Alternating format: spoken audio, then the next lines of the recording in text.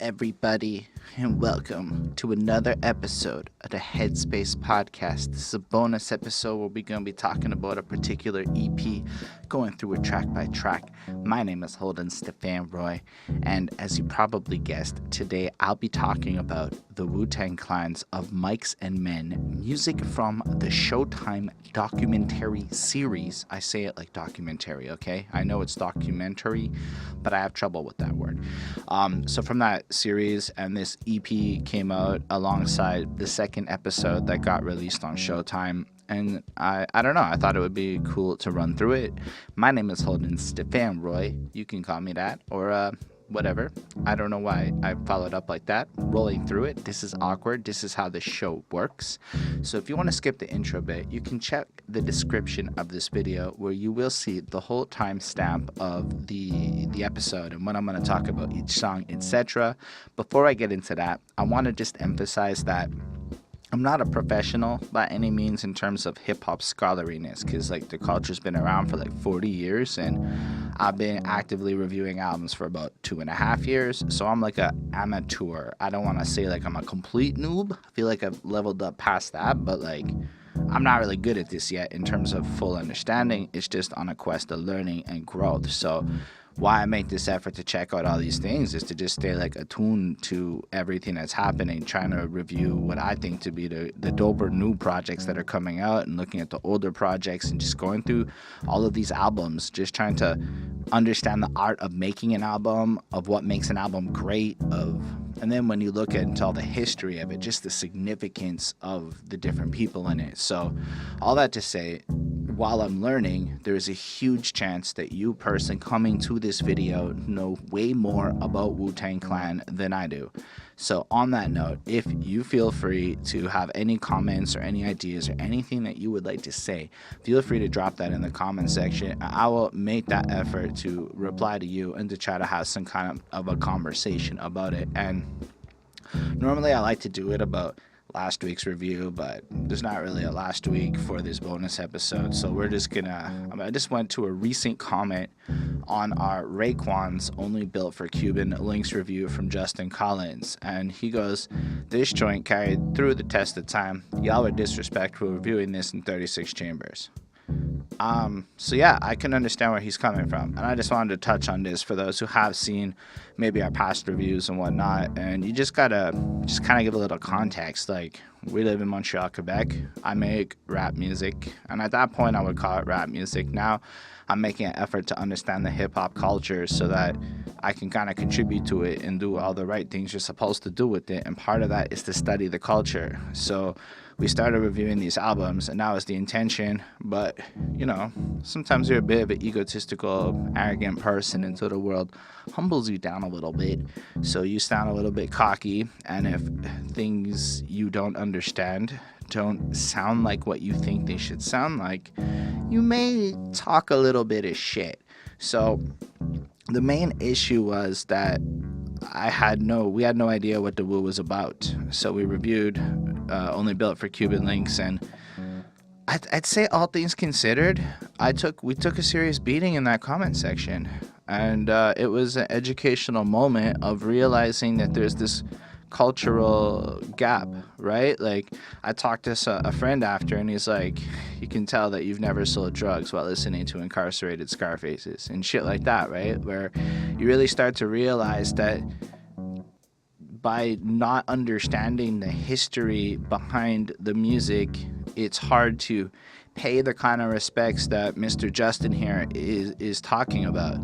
So 2 years ago, I would have been a real shithead and been like, blah, blah, blah, I can review what the fuck I want. But like, now I completely understand where he's coming from, to a point where I kind of want to make these reaction videos, reacting to my old content on my reaction channel, because it's a weird state of copyright and shit. So starting reactions now sounds stupid, but reacting to my shit, that sounds like completely like within the realms of copyright law being cool.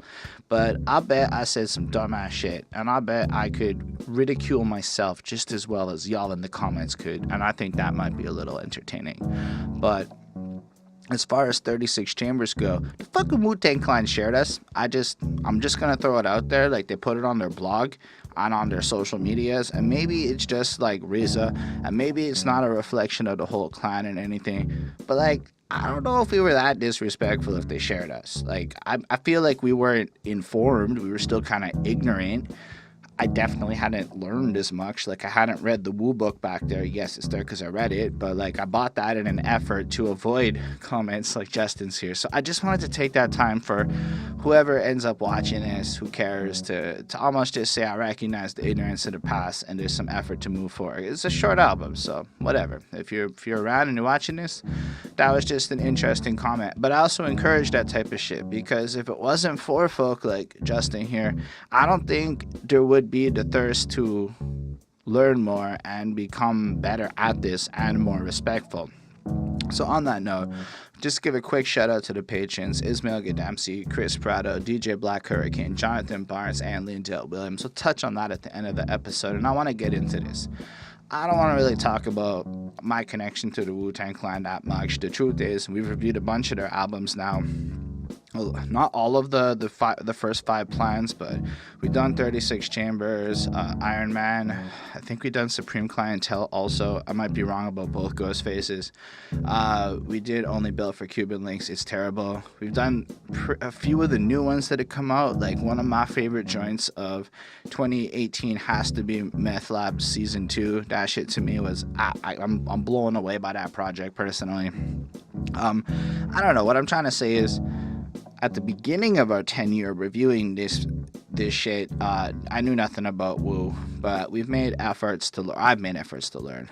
So like, I bought that book, read it, listened to more and more of their shit. I think one of my favorites is the Killah Priest Heavy Mental album. That's really cool, because I don't know, just somehow I connected a lot to it.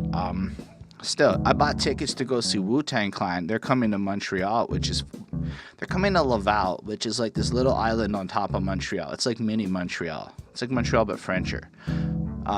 And they have a stadium, apparently. So it cost me 93 Canadian dollars, which is a little pricey, but I felt like the least I can do after talking about it all, is to go see them, you know, like, to go experience that shit live, because I don't know how I'm supposed to talk about the rest of these Wu-Tang albums over the next couple of years, having not actually seen them and shit. So anyway, because of that, I spent, in the last 12 hours of my life, I've watched 4 hours of Mics and Men, the actual documentary series, because I wanted to understand better, and I felt like it's pretty cool that it's been like 25 years, and if they put together this thing, this series, which I don't want to go too much into like talking about it, it's a lot of history, it's a lot of like them describing stuff totally from RZA's perspective, kind of whatever. It seems like a lot of things he feels away, but what was really cool is when there were disagreements and shit, you could just see, like, especially about the One Night in Shaolin album, man, when Meth and shit was just like, I don't like that shit, or like Ghostface was like flat out like, to me that's not a Wu-Tang album. Like, you could just see, like, the fact that RZA was cool enough to like play ball with everybody and let everybody speak their mind and be proper was really cool. I don't mean to like comment on understanding their dynamics fully. This is just my impression watching this little series just in the last little bit. It was cool because it visualized a lot of things, like just seeing their neighborhoods, or just seeing them all with like names and shit, and hearing them talk, and like learning all their different perspectives and so much things, and learning like who a Divine is and Power is, and just all the history of how they like came together. And so if you're like me and you're just a curious person who wants to learn, I totally wouldn't consider it the be all end all of the Wu-Tang story, but I found it to be quite entertaining. Like, it's not often I will just sit there and like be able to watch something like a docuseries and not want to go play some video games at the same time and kind of multitask it. But I found myself really fascinated by the story, because when you really think about the accomplishments of the Wu-Tang Clan, from the business structural point, how they made their first albums, how their career imploded, like learning stuff like how There was the situation on the Rage Against the Machine tour, and then they flew back to Hot 97 and got the whole crowd to scream fuck Hot 97, or Ghostface did that shit, on just the complications and the drama and how an ego may have complicated a dollar situation. But really, it's almost admirable how they all chose to like stick to their guns at the end of the day, and like you just see them all sitting there after this giant journey, and it's just amazing because the whole time as they're telling the story, it cuts like back to this like movie theater. I think it's where they would watch the kung fu movies. I might have misinterpreted that part, but they're just in this theater and they're just all there kind of commenting on things as they're watching clips of significant moments, as almost to trigger talking points. But you see them all sitting there, including Cappadonna, which I thought was really cool. And just hearing all of the stuff, hearing you, God, like be candid about maybe some of the frustrations, because you read about the drama as you like look at the stuff through like Wikipedia, to Googling articles and stuff, because Google doesn't give you good information. Google leads you to media, and this is more of a like an underground take on it, like a really like fresh from the source look. I don't know, I really enjoyed it. So I suppose if you're really into the Wu-Tang world, you are going to also enjoy the documentary, or you don't. I don't know, let me know. I would love to hear what your thoughts were on that. But on that note, as of episode 2, they released this little EP, of Mics and Men, music from the Showtime documentary series, which consists of 4 songs and 3 skits to serve as promo to get us all to watch both and cash in on the overall revenue source in the true, and I don't mean this disrespectfully, sellout capitalist nature of the Wu. And I say that with all respect, because I don't think artists who make good business choices to support their wealth are fucking sellouts in a bad way. I think you can only really make that claim when the issue is giving up your integrity or principles. But if your principles are about getting paid and ensuring that you can feed your family and shit, then go do what you got to do. To me, that's the proper thing. Honestly, you look at this album cover, and I can barely see it. I couldn't find a good picture of it. It's just a bunch of little shit in a W, a bunch of covers kind of covered all over inside of the W on this like white background, and just like Wu-Tang of Mics and Men, music from the Showtime, blah blah blah. And like, I mean, the cover just kind of feels like a greatest hits cover on the real when you look at it. It's not like super exciting, but I guess it does its purpose. It has the W. You see the W, you feel the Wu. It has history all over it, which is real nice. The title is what it is. It's just letting you know these are songs kind of from the documentary series, so fuck it, you should hear this brand new shit from some of the Wu members.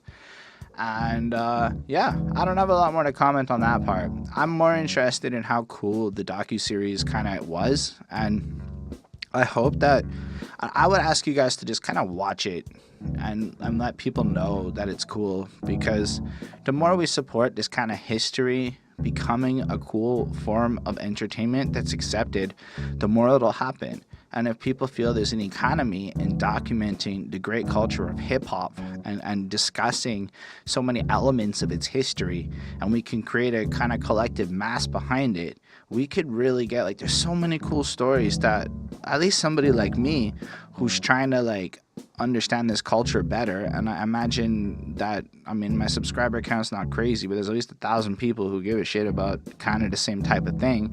So like, that leads me to believe that in the big picture, a lot of us would just love to see more of this knowledge being put down in the medium like that. So if you feel me, let me know in the comments who else has a ridiculously cool story that's like dope like that, like just a deep history. And who knows, maybe I'll go research some shit and pretend I'm like Diverse Mentality or one of those other YouTubers and make a little 50-minute history shits. I don't know.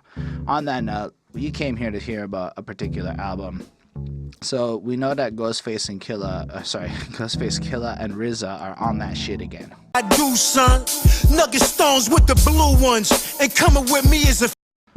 I mean, right away, you get this beat, which is apparently produced by DJ Scratch. I'm not sure who that is, but the beat is ridiculously smooth, but also at the same time has a certain intensity and drama to it. So you find yourself sitting there and your head's just bopping as you're just feeling the intensity build up, and I like that little juxtaposition. Then Ghostface just comes in and just spits so smooth but still intense with every fucking line, like champagne nights on the corner mad heavy, around the time I was beefing with Wizzy, Stark, Skit, and Claiborne drawers, taking bitches down, the man come through, damn near kiss the ground. And it's really flossy. It's really, but like also like looking back at this time in his life when maybe shit was a little bit more hectic and just kind of the ridiculous shit that's happening. Meanwhile, using alliteration and consistent like flowy rhymes to just kind of elaborate and paint a picture. And I've come to really appreciate and enjoy how Ghostface Killah is just able to do that. Like jumping out big shit with Benetton pajamas on, line up my shoulders, strategize, then I move my pawns. Like just that little superfluous detail of mentioning his fly ass pajamas. It sounds like kind of pointless, but it also tells you so very much about the situation.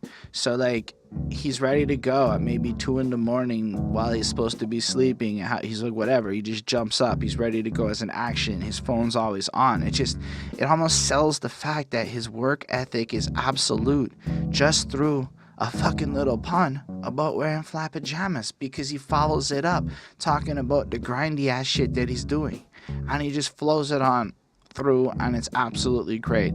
Plus, after watching that docuseries, you hear a line like "Peace God," and you think the number 7 just pops into your head, which I thought was kind of cool, because the more I learn about this shit, the more I find it super interesting.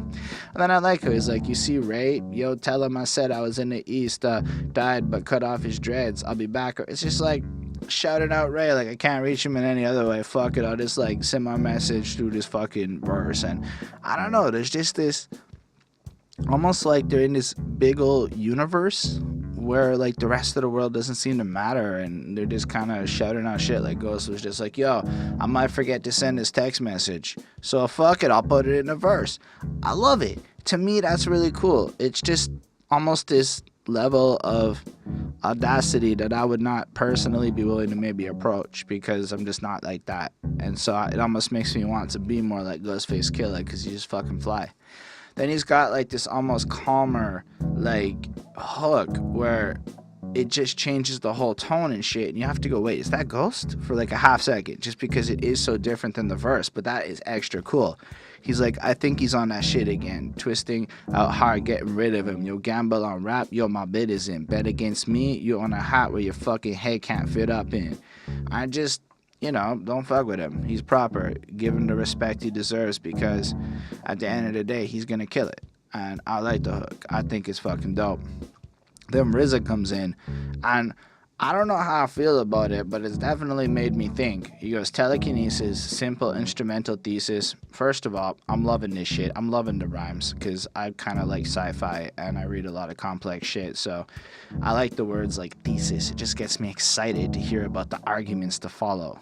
And that kind of, I have not yet really done a RZA album. I think that has to change. I could hop on a track, relax, then remain speechless, and then the whole fucking shit just pauses for like a delayed second or two, as you're just like, oh, he's gonna show you what he means. He's gonna show you that he can just go speechless. And I was like, I mean, on the one hand, it's kind of cool because it really fits what he just said, and you do build up that anticipation waiting when he comes back and he goes, peep this, like, yo, I got you excited, let's move ahead. And like literally using dramatic effect and shit. On the other hand, I could see how if I'm not in the mood for it, that would also be perceived as corny. Not trying to be disrespectful, it's just my opinion on the matter. And then I love the rest of his verse. It just kind of flows out through, like, peep this, I closed down the Kiss store for $1,000 sneakers, bought a dozen pairs, shared them with his cousin, Wu Tang slang boomerang, back like Reggie Hudlin. I don't know who Reggie Hudlin is, but what you do see is he went and caught a bunch of sneakers for the squad. And one of the key points in the docuseries is the idea of we succeed more than I succeed. And I just think it's cool that, like, so yo, I'm rich, but everybody's getting rich with me. Like, You can't outthink RZA. I'll make your brain shrink. My lyrics are vitamins that go from A to zinc. And yeah, I got that iron just in case the MC think, which is cool because A to zinc and then iron is a mineral. And vitamins and minerals go together. Those just two words bounce off each other. And it's fucking dope. But hold up, it gets better, right? He can take it to the streets, then watch his ass become extinct like a Tyrannosaurus Rex. I am always, and I say this sincerely, okay? This is not a joke. I like dinosaur bars. They're fucking cool. It takes hip-hop, something I love, and dinosaurs, something I love, and puts them together. But it also flows well. Because that iron could be like a gun that he'll use to kill him and make you go extinct, like a T-Rex. This shit's fire. Then Ghostface comes in and, flips it out. And I read a whole bunch about Maserati Rick because I didn't know who he was. And so I now read a page about a drug dealer who died. And I don't mean that again disrespectfully. I just now understand that he was very rich in Michigan and he was killed by a hitman in a hospital bed. I digress. I really enjoyed this song. I gave it a 4.6. It is above what I would normally feel to be like a really good song. So I like it a little bit more than what I think is like something cool. Like it has this energy. It just makes you want to listen to it. Ghostface Killah and RZA's contrasting styles complement each other so well to keep your interest for the entirety of this thing. And I like it. I think it really just makes you feel like, yeah, these are like veterans coming in and being veterans. I would say that I don't know what would make it a 5, but I'm left with this. It's not my favorite song I ever heard of all time, but it is surprisingly good because you don't know what to expect when you see some shit for like a docuseries or a soundtrack. Like sometimes it comes off like it might be corny, and it has been in the past with other people. So when I heard this, I just got really excited because it was kind of everything I was hoping for. Just good rhymes over great beats. Anyway, a lot more to talk, some more to talk about. Either way, I Seen a Lot of Things is next. Spit venom like an African cobra in the jungle. No, my tongue is vulgar. I may have sounded silly once upon a time, but I like how Ghostface Killah and Raekwon sound together on this track. This beat is cool. It's got like this guitar driven, almost more pop sound than you would be expecting. Like it sounds cleaner than say the last one, which kind of didn't sound like it. The last one sounded a little bit more conventional, and this sounds a little bit more modern-y. I don't know if I'm using the right language here, but I like the contrast because it's like, yo, Wu can do anything is what you're just being told between these two songs. Like, we're everywhere. And the fact that Ghostface Killah is between the two tracks creates this consistency to really sell that point. Like, these guys is powerhouses, you know? Like, between them all, they can accomplish any sound. And then he just sounds fresh, Ghostface, as he starts it up. Like, expedite lyrics under a godly spirit, thoughts forced to hang glide, even a bird could hear it. Man, just like coming up with lyrics through powerful enough thought, through the purity of who you are, and because you're living right and shit, that it expands so airborne birds and shit can hear it. That's cool. Like, that is a way to describe stuff that is just abstract. And I think the thing that most people might miss when you listen to some Wu-Tang is that in some cases it could be perceived as these guys is talking about the same thing on every song. Another way to look at it is the same painter can make 100 paintings of a forest, and every one of them's this distinct, unique expression, right? Like, there are different trees in different places, and that's a way to, like, that's how, like, a painter would make each one unique. So the fact that these guys are so creative and artistic in the way that they can take the same concepts and manage to re-describe it in fresher and fresher ways over 25 years is just crazy. Like, a bald man with gold medal wings look like it belonged in a day. The coming of Christ worshiping the Elohim. That's why I wear dark shades like CeeLo Green. It's darker than Don Cheadle. We're mean like deleted scenes. I don't fully understand that shit, but it flows well and it sounds super dope. I do know that CeeLo Greens wears shades, and I do know who Don Cheadle is. I don't remember who the Elohim is. I know that that's biblical shit, and I know that fundamentally, like, the idea of Christ coming back with the bright lights and shit, you know, just being prepared for, like, this kind of situation is something that would make you want to wear sunglasses. So what makes the writing cool is not just that within a single bar it's fresh. And I think if you wanted to criticize modern hip-hop and some of the more pop shit in terms of this, the overall writing quality and why Ghostface is superior, it's that Ghostface's writing is more of a narrative that has these fresh one-line bars that all connect together. They're all linked, and that's really fucking cool. Whereas a lot of the times in some of the more pop side of rap, they'll have a lot of one-liners, but they're just a lot of one-liners. It's like you'll have stand-up comics that could do like a whole hour-long set, and it's really just this big story narrative that when you really think about it, every unique piece really builds up to this big conclusion versus, again, people who just do one-liners. And personally, I'm not the biggest fan of vapid one-liners. I like shit that builds up to a point. I like just the overall feel of the verse, and it flows proper. Then you get this chorus from Harley, and I don't know who Harley is, but he goes, seen a lot of things, don't talk about it. I can't live without my faith, I don't walk about it. God, I know you led us to do better on this road, yeah, yeah, yeah. And it repeats, and you just think about, like, the humility of these guys who maybe had some harsher lives and who have flipped it into such legitimate shit, who build up communities, who do all the good shit you're supposed to be doing when you have that cash flow coming in. It's just incredible, you know, to think about how they're so humble with it, how they have this appreciation for it. I like that. I feel like it's really the difference between men making music and boys making music. It's just that maturity that I personally am looking for at 31 years of age. I feel like Raekwon's verse is just proper. Like, he has this smooth voice where maybe, like, it's like Ghostface's voice has this great range of energy and it's explosive, whereas Raekwon's is subdued but just slashes at you and it's fucking cool. I don't know, I'm picturing swords and shit. Pledge music, we came up from the grain up cloth music, acoustic jungle rap, gave us all the project music, blood in and plug, get your mug dented, real steel, rip steel, I'm finally out the drug business, kneel proper for me, helicopter beige sage and get the blessings from professors on stage winning.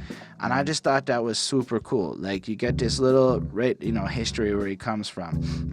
It's dedicated to the music. He came from maybe the worse or serious tribes, but this music from the projects in this environment kind of created a way out. So, like, I took that steel rip steel, like, the mic overtook maybe the gun or some shit like that. And so he's finally escaping maybe the drug business because of the ability of the music, and it's just re-emphasizing how powerful this was to get him out, and again his appreciation for how this gift of this hip-hop world that he's in has changed shit, you know. 9 swords, 36 chambers, we got the squad, this album, it's like a chessboard, keeps sliding, opponents get flamed on it. Training poems, been the Game of Thrones, we've been raining grown, these young boys come through, spray your home. The rhyming is impeccable. The fact that in the middle of talking about, we just compare it. First of all, it's kind of interesting that Game of Thrones is now becoming almost a regular expression to describe complex political situations where everybody's almost backstabbing and standing on edge. I've used that term myself to describe corporate life in the office I work in sometimes, not now, in the past when it felt more like Game of Thrones. So, like, that's a cool expression, and just to know that me and Raekwon will use it in the same way made me feel really fucking happy. But anyway, been down that path, you know, like, and then to reach this new situation where you come from this bad life, and again the music makes it all proper. Or just the line, criminals have to eat, it's a fact, shorty, you're damn right, I go to the square miles, we're from the stairs, thousands of pens could hear us from up, anyway. So it's just the idea that criminals have to eat too. It's like, you really think about it, a lot of people are going to be forced into situations where they have to feed themselves and their families. And I think one of the failings of the middle class is forgetting that maybe for some people making enough money to deal with a situation isn't a realistic thing when the opportunities that are in front of them aren't proper. So the fact that they chose not to stay in the improper situations and to flip that into a more legitimate circumstance becomes very role model like, which now when I hear something like Wu-Tang is for the kids, it really makes a lot more sense to me than maybe the face value of looking at it before you have any understanding of who they are and what they represent. Either way, this did feel a little bit glossier. I don't know what it is that kind of rubbed me a little bit off on this song from it being like perfect. Maybe the hook seemed a little out of place. It seemed weird actually to have that hook, but I enjoyed the song a whole bunch, and it definitely is one I could see myself going back to and just putting on, because it is weird in that it has that new age feeling mixed with like that more, well, Raekwon and Ghost feels. So I thought it was cool. It's a 4.5 on 5. And why don't we move on to the first skit on this project as we talk about Project Kids. We felt it, we smelt it off each other, and it just shows you out of those housing projects. So RZA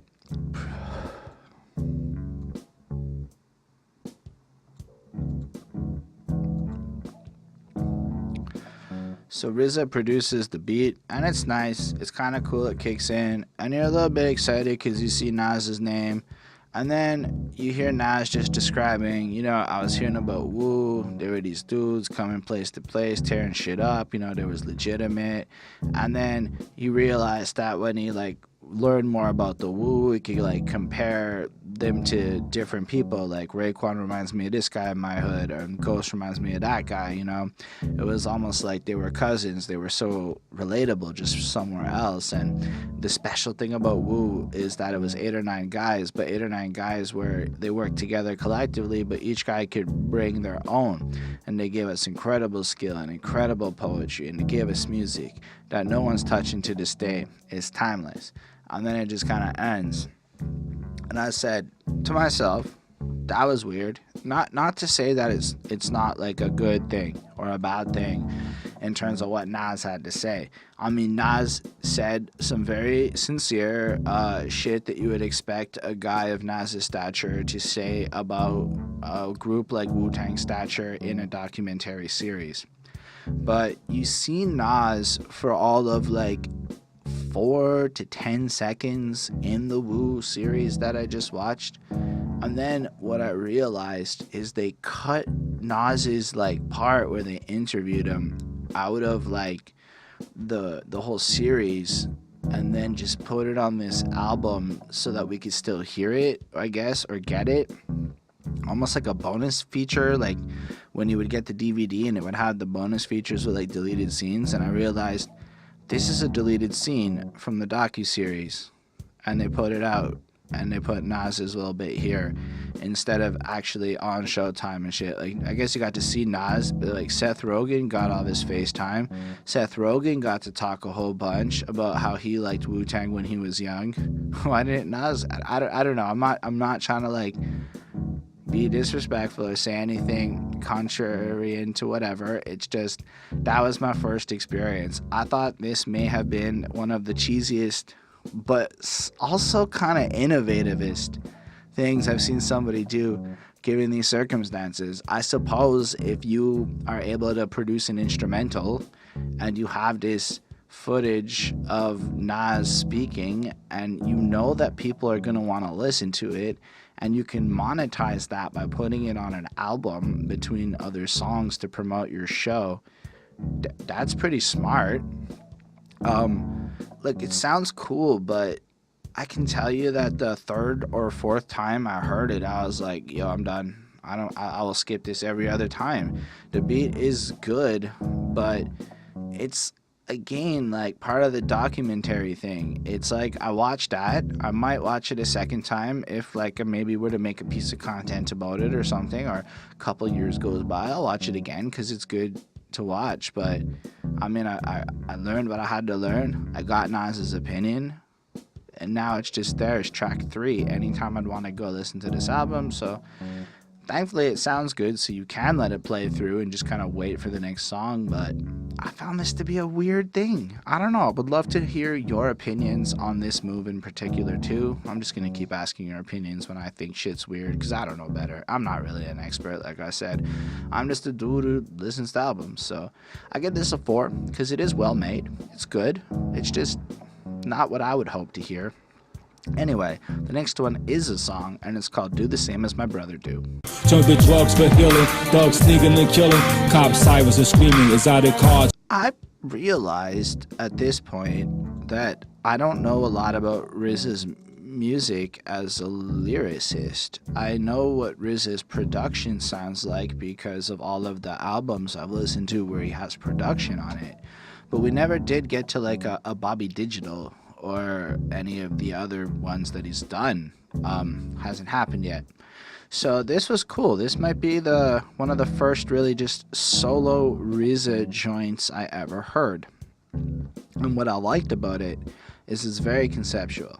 And it makes just this one song made me want to go and review one of his albums and to just go really delve in, because if I listen to it, I'm not going to give it half the effort as if I review it, because that's just how my life is right now. So I'm going to review it. That means it's going to get the attention and love it deserves. But it starts off with this kind of affected voice, like a voice with effects on it, where he goes, "Life is what you make it, my darling, my dear, try to make it." So right, even that little like poetry bit there, it's like life is what you do with your life. But simultaneously, life is not easy. Please, in light of everything, try to make something of your life, because there is that choice to not try, and then you don't make something. The verse starts in, and the first few times I heard RZA flow, I don't know that I liked his flow as much as, say, like a Ghostface super smooth flow. But I've come to really see the math behind what RZA does. Like, when you see the math behind a beat, I don't mean like supreme mathematics, I mean more literal mathematics. Music kind of has these, like, all rhythm is math, honestly. It's just fractal divisions of how the sound will be distributed. And when you look at the level that RZA divides his flow up to be on point, you can see that he's not fucking around with some standard shit. He's just kind of expressing it to the maximum effect of how his flow is. And I could also see how, if you're into, I guess, what you're into, this could either come as a really good thing or a really bad thing. The artist in me really likes RZA's flow. The fanboy in me likes more Ghostface flow. But collectively, I've come to appreciate how technically proficient RZA actually is on the mic, and it's really cool. Also, he kind of reminded me a bit of 50 Cent on this one. If I could, I would. If I can, I won't. Please forgive me if I don't. Some should be. I come from the strangest streets. I don't know. The way he flowed it reminded me a bit of 50. That was just something to throw in. I don't know who inspired who or anything like that. That's just, I've been watching Power, okay, like the show, and you listen to that, like, intro song like every episode. It gets stuck in your head like that. I'm an undercover liar. I lie under the covers. Look a bitch in the eye. Tell her baby I love her. I can't get that shit out of my head because I watched the show forever.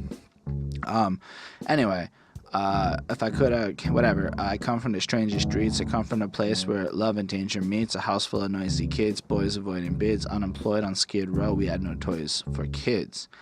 And then you really like, he's painting this picture of the environment where he comes from, where it's complicated and people are very poor, and the entire environment is just kind of bad, like no toys for kids. The older folk are trying to not go to jail, you know, unemployed, like nobody has jobs, people are bored, so they would bang on drums made from garbage cans. They would hear gunshots, they would run. Like, that's some not interesting in like a bad, in like a this is fun way, but it's an interesting way to like look at them, to be like, this is what created that sound.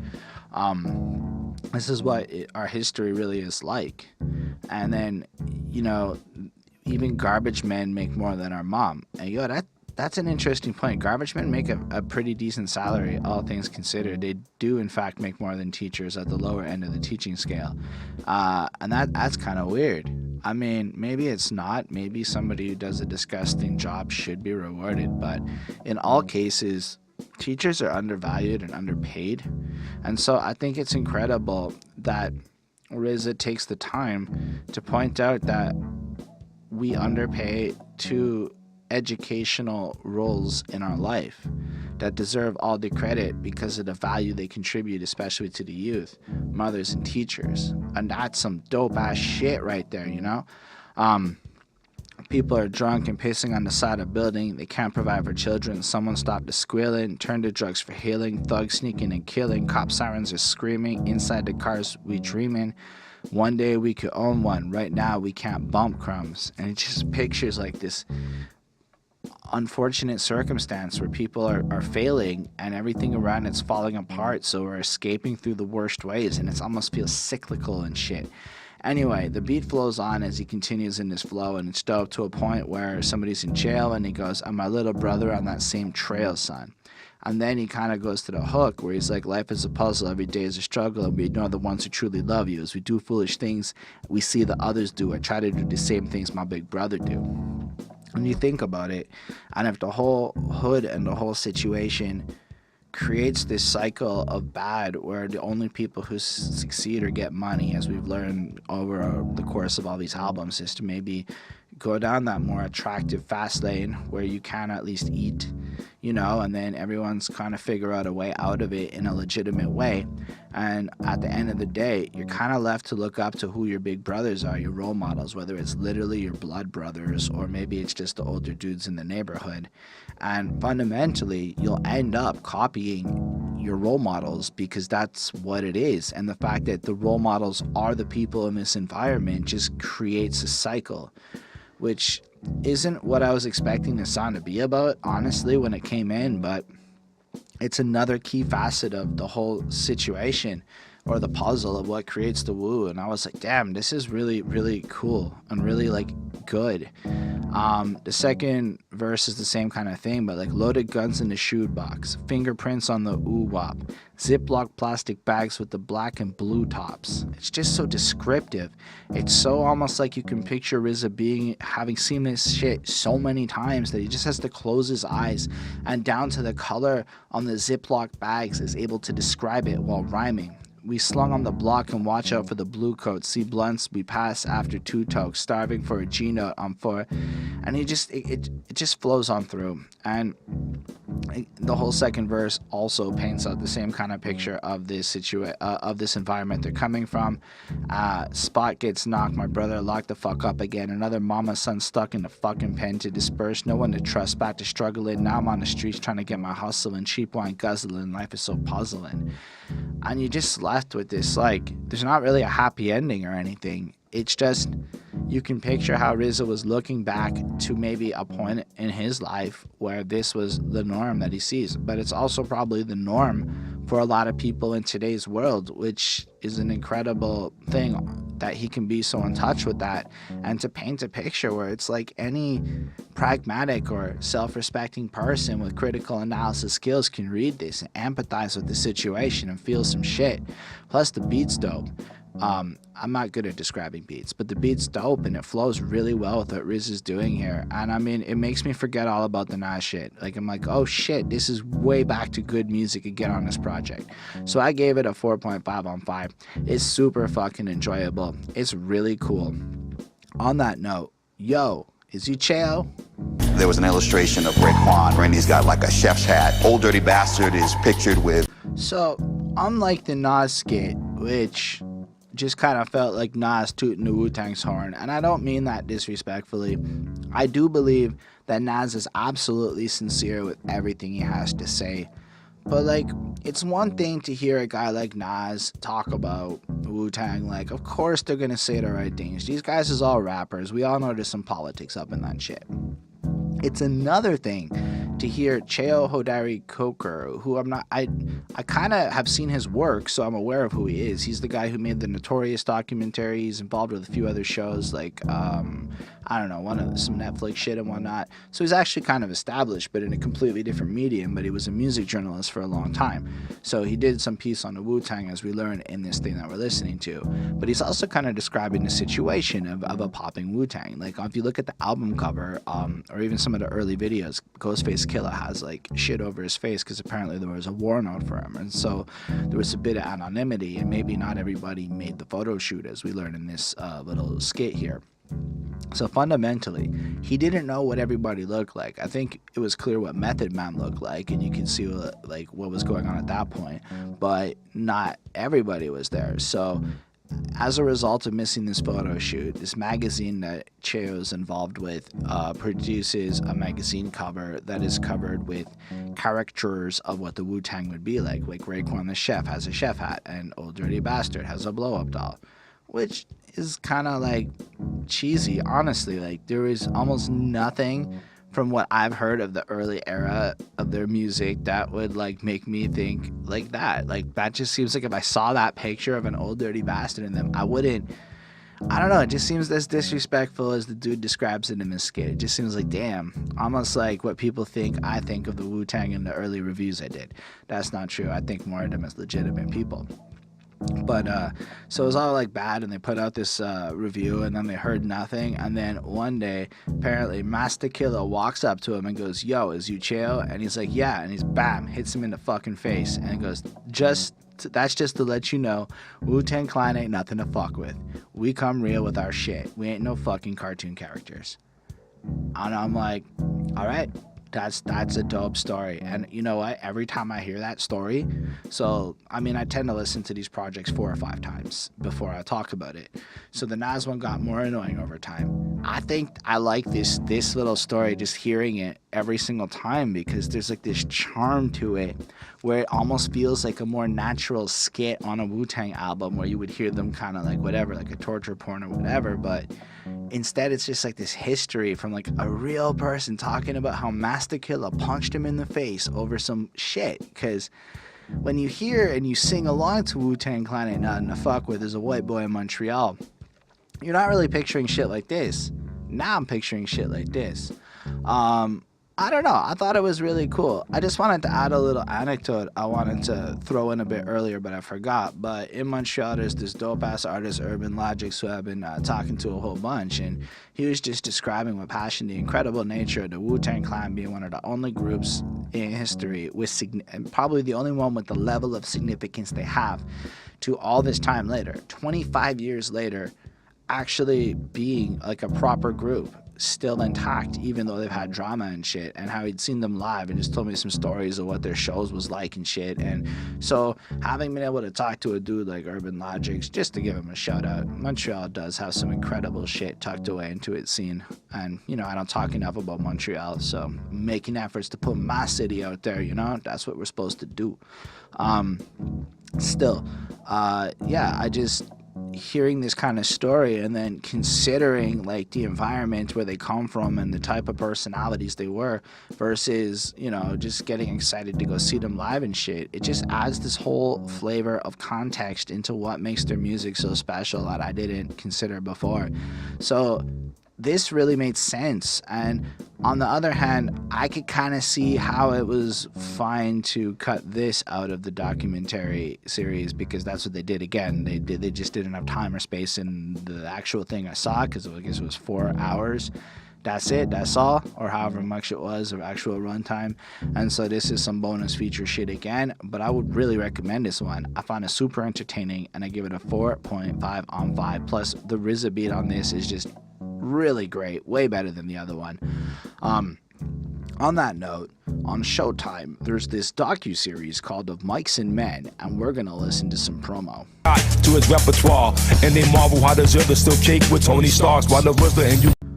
I don't know how to feel about this song, because like from a sonic point of view, it's dope. Like the beat from, it says Vital Science and Entertainment on Genius. I don't know if I always trust Genius, but it's handy for that type of shit. But it's just a great beat. It's just so high energy, and it's so fun to listen to, and it's cool. And then RZA comes in like mics and men, books and pen, decent rhymes, hooks and lines, one time, where do we begin? I mean, that little summary, it's cool. Mics and Men, it just plays up on the Mice and Men classic title shit. And then It flows books and pens. That's writing lyrics and shit. Mics and men, rappers and shit. Decent rhymes, hooks and lines. Putting together these great projects they've done. One time, where do we begin? Oh shit, we bringing it back. It's story time. Oh wait, Of Mics and Men is the name of the docuseries. Okay. I'm not trying to make fun, but I am, because it's kind of like, literally this is just promo for the show so that you go watch it, but it's still cool because he does it really well, and it's dope promo. It's good promo, but this is an ad. The gritty, rugged lands of Shaolin, where proud man went from moving crack rocks to moving mountains, moving crowds and making mothers proud. Now walk out to places where our people wasn't allowed in. We were from there and we went from the bad and we come to the good, and it's flowing proper and everything. 25 years later, because that's what this is signifying, the 25 years of Wu. The name of the Wu Tang gets spread on both sides of the equator. That's very true. Wu is super popular. It's facts.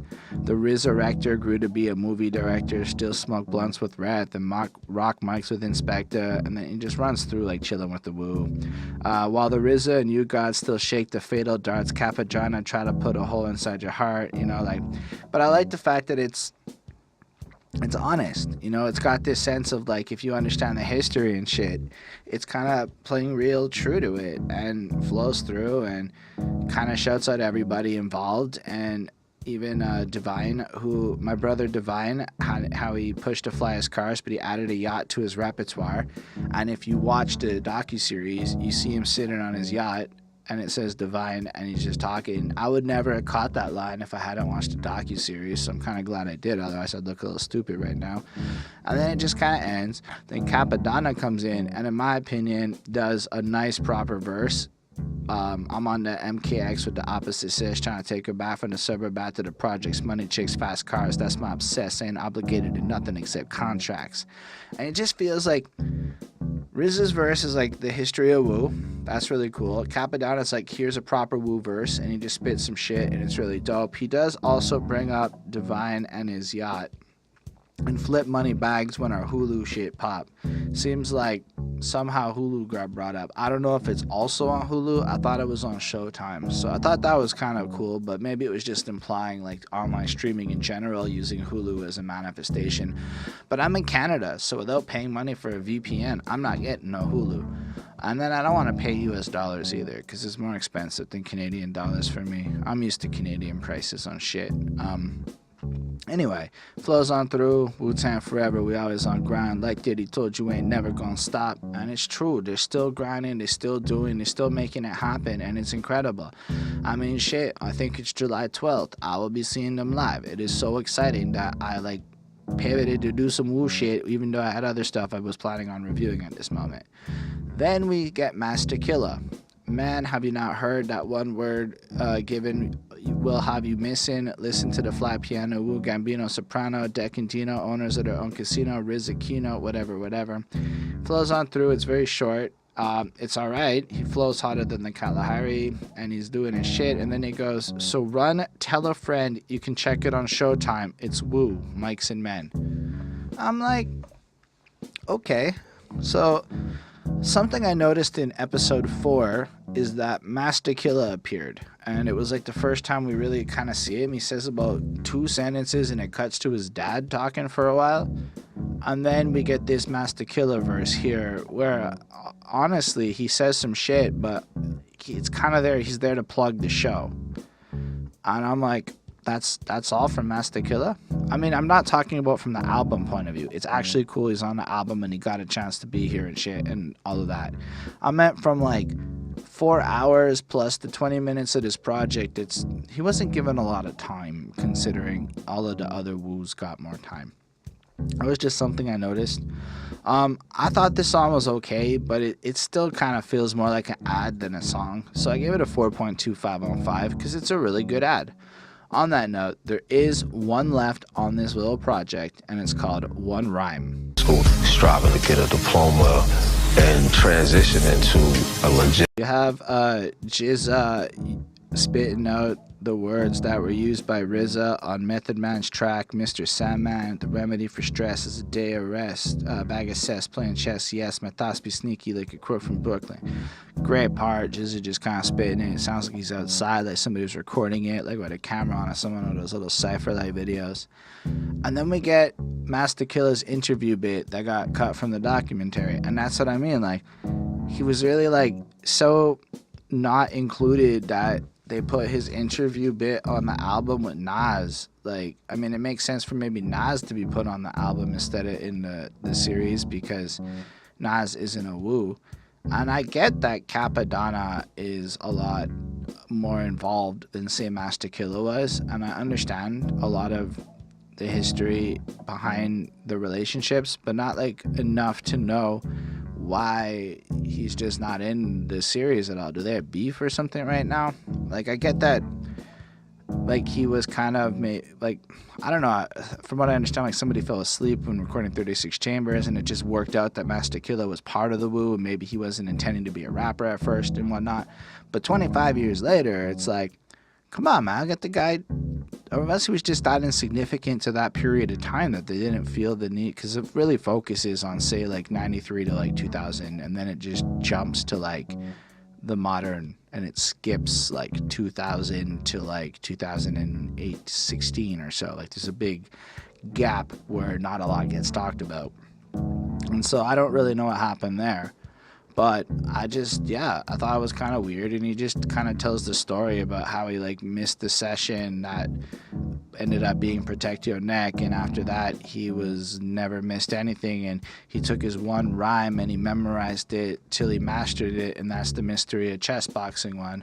And I like the fact that he was a guy who just kind of did what he could until the moment came and he was able to shine because he focused on what he could accomplish and pull it off and whatnot. But like, it just, then the little EP ends, and I'm just like, okay, maybe it's like this is a little teaser for what you'll get in the docuseries, but it also, I don't know, it's another little B-side bonus feature thing here, so I give it a 4.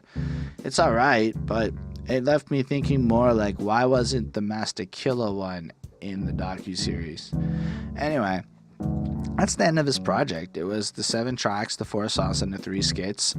Like, without the skits, I pretty much think the album's like a 4.45. With the skits, it's a 4.33.